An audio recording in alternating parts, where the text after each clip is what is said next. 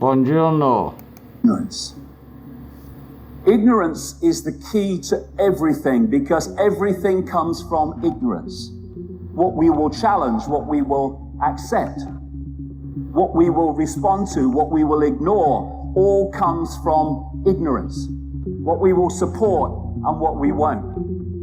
And the idea from cradle to grave is to keep us in that state of ignorance. State schooling is stage one. Actually, it's stage two. Parents putting their programming onto their children before school is stage one if their parents are in that state of mind. But this is the first major program. State schooling decoded. It seems so complex, but all it means is that we're here to program your perceptions throughout your formative years so the state controls your mind for the rest of your life. End of story. And we call it education and learning about the world. No, it's learning about the world that in power wishes us to believe in.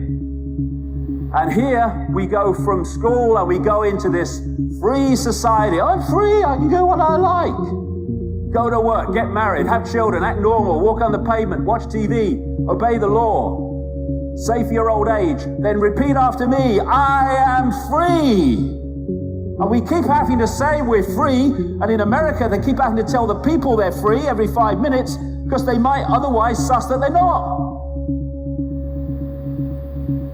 Slavery was never abolished, it was only extended to include everyone, and yet people go so out of their way to convince themselves they're not in a state of slavery.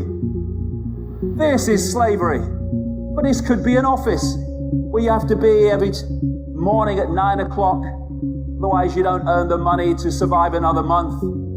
I mean, spot the bloody difference. Apart from the fact the chickens can't go home at night and watch Simon Bloody Cow, I don't see a lot. Slavery, it works better when you don't tell them, because then you get no response to the fact that they're slaves because they don't think they are. First stage of disconnecting from slavery, realize you're in a state of slavery, then you know what to disconnect from. That's his great George Carlin. Oh, you hate your job? Why do you say so? There's a support group for that. It's called everybody, and they meet at the bar. And that's not true of everybody, but the vast majority of people every morning around the world get up out of bed, if they have one, and go to do something they'd really rather not do, but they got to pay the rent, so they got to do it. They're pissing on us and we say it's raining. No, we're free. We're free. I'm going to vote every 4 years to vote for different masks on the same face. It's ever so free. Oh, Leonardo da Vinci. There are 3 classes of people: those who see when they are shown, those who do not see.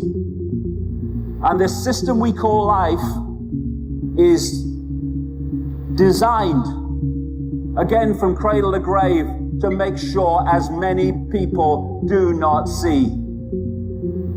And that's what I call the perception deception.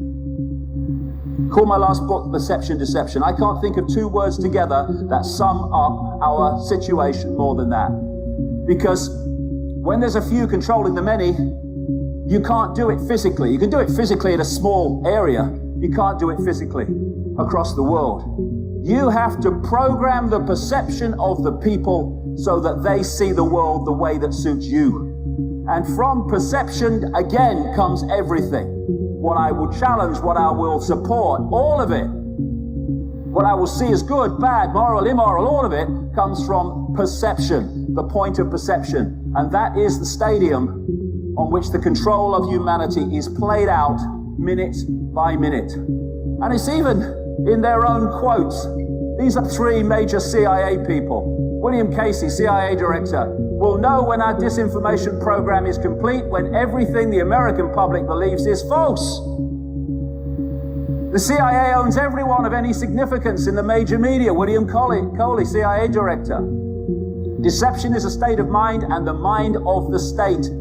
James Angleton, infamous CIA operative. It's all a mind game. And if we don't fall for it, we don't fall into the trap of seeing that we are slaves while thinking we're free. And here he is, the personification of frickin' evil. Decade after decade after decade after decade. If he went to jail for his crimes against humanity, they would have to throw the key mid-Atlantic, not worth keeping it, and he would have to reincarnate many times to complete the frickin' sentence. It's not a matter of what is true that counts, but what is perceived to be true. Exactly. And if we believe official sources, we are believing what they want to perceive us to be true. And they don't, oh, it's gone off, we'll go on. They don't call it television programming for nothing. Television programming. Fear Ebola, fear ISIS, fear today, fear tomorrow, fear each other, fear Russia, fear for your kids, fear climate change, fear, fear, fear, fear. Fear everything and then give us your power so we can save you from what we've manipulated you to fear. It's going on day after day after day across the great spectrum of society. Everywhere. It tells you what to wear, what to eat, what to think, what to love, what to fear, who to ridicule, who to condemn. And it makes stupid people famous.